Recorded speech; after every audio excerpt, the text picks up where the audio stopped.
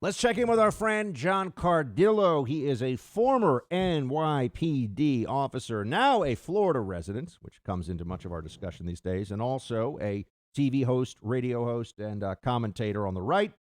My friend, Mr. Cardillo, good to see you again. Great to see you, Buck. How's everything going? I'm good, man. You know, you were one of the original voices, kind of the with the siren call of make your way down to Florida. It's nice here. I've lost two of my brothers. I think they're never coming back. They're now Florida guys. They love the flip-flops, the beautiful weather, the right of center politics. I know there's still some big blue areas, but they're having a good time. What was just your thought when you saw Governor DeSantis dealing with that CNN reporter, which she's doing the classic CNN thing. Let me just explain. Yeah. Let me do an editorial of your failure and then just sort of drop that in front of you and let you sit there and fumble around with it. The way that DeSantis handled that question, given his record this year in governing, makes me think maybe this guy's got even bigger plans. Oh, yeah, I think 24 is a foregone conclusion. I know he's interested in it at this point. I know some people around him. It's certainly something being talked about. But, I was critical of Ron DeSantis early on this year when COVID first became a thing, right? And I have never been happier to be dead wrong about a politician, especially a Republican conservative. I tweeted today after watching him, he took down Rosa Flores from CNN for that moronic question. Basically, she was trying to set him up saying, well, why is it that hospitals in Lee County, Florida, that's the Fort Myers area, have these crazy crowds outside? Why is there no system in place? And she had started to ask the question and then wanted to pontificate like these left-wing reporters do. I'm throwing this out there for the viewers' reference point. And DeSantis just cut her off. He said, first of all, look, basically said, you're testifying. You're not asking a question. You're asking three questions in one. Everybody else got one. But what I loved was his answer. He said, the state doesn't dictate how hospitals administer the vaccine. The state's going to get the vaccine to the hospital. And then he specifically pointed out a healthcare executive. He was at Jackson Health, which is a big facility down in Miami. And he pointed the guy out, mentioned his name, and said, they know how to do what they do, hospitalization and healthcare, far better than the state does. If the state does it, it's a disaster. And his answer in Lee County was that the hospital in Lee County, at Fort Myers Area Hospital, said first come, first serve. We've got the vaccine. There was great demand and people crowded it. Well, she tried to blame it on him. And he said, hey, look, the state is not going to tell hospitals how to administer healthcare. I think Ron DeSantis, there should be mandatory training with Ron DeSantis on how to handle hostile leftist media for Republican politicians at this point. He's doing a great job. Yeah, and I also have noticed a game that the lib media likes to play where if you let the decision making, if you put the decision making in the hands of the experts, and it's there are problems, it's not wrong. You have you've abdicated leadership. What's wrong with you? But if you decide that you, as the executive branch official at the state level or even at the federal level, are going to make the final call, it's why aren't you listening to the experts? Right? You can't win either way. It's a lose-lose for look. CNN, MSNBC, the New York Times, the Washington Post, ideologically, they cannot bring themselves to admit that the private sector and the free market exists, let alone does things right, let alone has the right to do things. So to them, it is utterly perplexing. They're befuddled when a politician points to a business executive and says, hey, that guy knows how to do his job far better than we in government do. If we in government did it, it's a disaster. That's horrific. That's horrific. That's like the torture of puppies to the mainstream media. I mean, they can't think of a more terrifying concept than giving the private sector the freedom to operate. We're speaking to John Cardillo, former NYPD and a conservative commentator. John, by the time people hear this, they may have a little bit more info than we do on Georgia, but just going into this big day today, what are your thoughts? How are you feeling about this? Obviously, big stakes. Big stakes. I'm just shocked. I am absolutely shocked at the Trafalgar poll. Now, Trafalgar Associates has been one of the better polling firms. Robert Cahaley, who runs it, a good guy, very reputable guy, one of the few traditional pollsters I'll actually give credence to. It is absolutely mind-blowing to me, Buck, that Raphael Warnock, with his history of racist statements, anti-Semitic statements, blocking a child abuse investigation at his camp, to which the Georgia Bureau of Investigation investigators, one of the most professional law enforcement agencies in this country, said they'd never seen obstruction like that, to his wife's allegations about abuse, that this guy is polling a point ahead of the Republican, that John Ossoff, a Hollywood transplant into Georgia. So I don't know if it says that the Republican Party has dropped the ball on grassroots. I don't know if it says they didn't spend enough money, or if fraud is just that rampant. And people like Stacey Abrams have done a good job combining that fraud with outreach, especially in minority communities. But I'll tell you one thing, it shouldn't be. The Republicans in Georgia should be up by 6, 7, 8 points.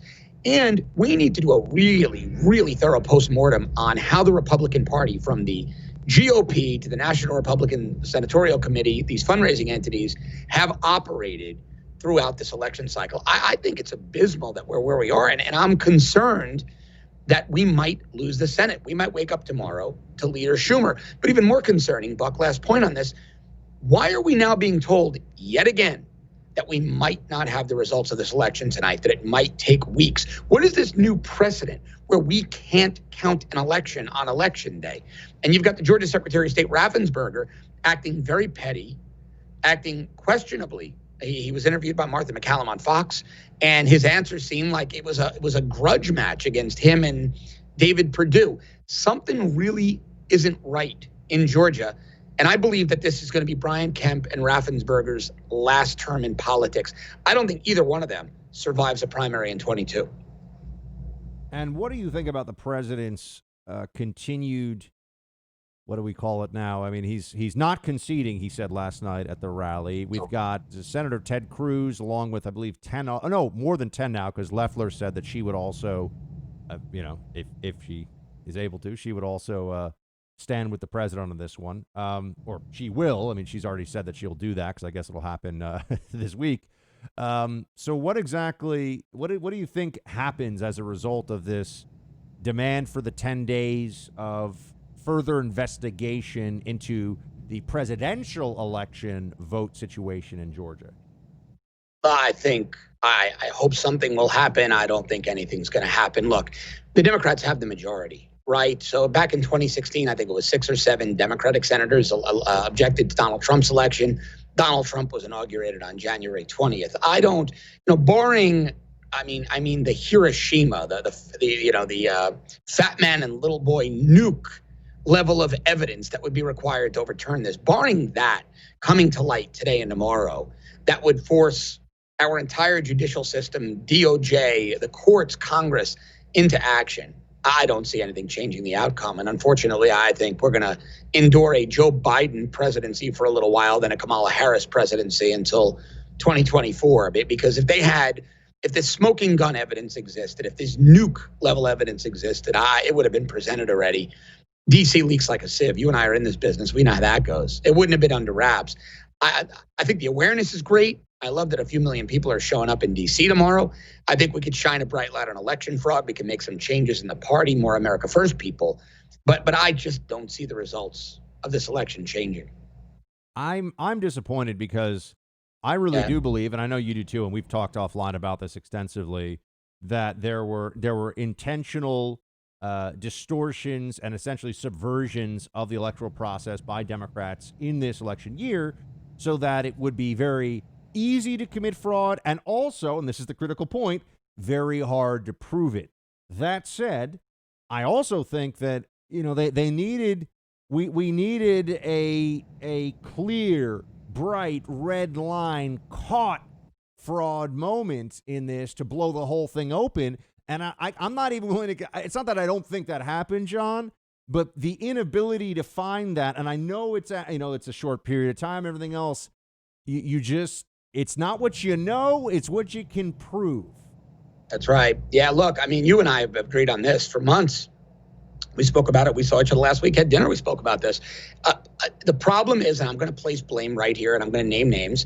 the Republican National Committee and GOP chairwoman Ronna Romney McDaniel. They sat on hundreds of millions of dollars for 2 years. They were warned about voter fraud. Memos were generated to them a year ago when the election was really in full swing.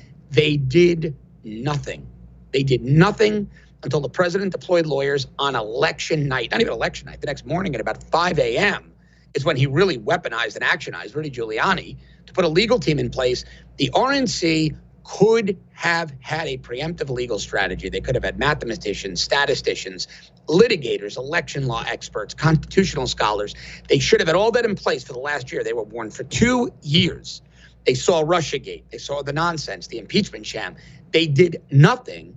They raised about $250 million for this legal effort to fight election fraud. They spent about $4 million of it. Where is that? The rest of that $250 million. So I squarely put this on the shoulders of the RNC. They should have been in front of this. They should have been proactive. They were, and they handed the White House to Joe Biden, because I'm with you. There was glaring, rampant electoral fraud. But we had to prove it. You know, we had these meetings and hearings, and you know, we're sitting here saying, okay, and ultimately, it just feels like yet another. There was the miss. You know, there was the whiff at bat, so to speak, leading up to Election Day, and then afterwards, maybe it was asking too much because of all the stuff that happened before. But they had to get it together, and it just feels like they weren't able to pull that off. And well, you run a clock, this, John. Before we, Buck. Court filings take a while. The other side can run the clock. It was ludicrous to start this effort after Election Day, giving us 2 months to do it. Should have been a year down the road. Georgia was filing lawsuits in Georgia a month ago for this special election, before the special election. They weren't waiting till the morning of January 6th, the Democrats. John, do you think that there's a hope, or what do you want the Republican machinery of, and I'm just going to say it, I think we should take the term resistance back from them now. You know, we should use it and turn it around in their faces. Say, okay, now we're the hashtag resistance. And we'll see how much we have to do with that depending on what the final outcome here is on the Senate side. But well, do you think that they can put more America First, more MAGA type people in roles at the RNC, or is the old GOP, is this like the Empire Strikes Back? What's going to happen? It's a great question. I mean, I'll tell you, I've been very vocal about it. I'm working overtime to try to help gut that place. That's a swamp of swamps. I think one of the things that needs to happen, I know the president likes you. He's a fan of yours. We know that. He said so publicly. If the president does happen to see this, I'll say, Mr. President, rescind your endorsement of Ronna Romney McDaniel, gut the RNC leadership on your way out the door, and understand it's your party. Remake it in your America First image. Take that party over out the door. That's the only way. He needs to rescind. One of the biggest mistakes Donald Trump made was endorsing Ronna McDaniel for another term as RNC chairwoman. She is not an ally. She's done nothing. In fact, she and her ilk, they despise America First. But I will tell you this, Buck, I've had a lot of meetings, you and I have spoken about this offline, with very high net worth former RNC mega donors who will never give the RNC another penny. They'd rather donate directly to candidates or to entities that'll be a thorn, America First entities that'll be a thorn in the side of the RNC. John Cardillo, everybody. Follow him on social, on Twitter, if you're not already, and keep an eye out for some things he's got coming this year. John, my friend, good to have you. Always great to see you, Buck. Thanks. Hey, Team Buck, thank you so much for watching The First on YouTube. If you like this video, please click that little thumbs up button so then it will log as liked. And also, if you want to see more great content from The First, please click subscribe.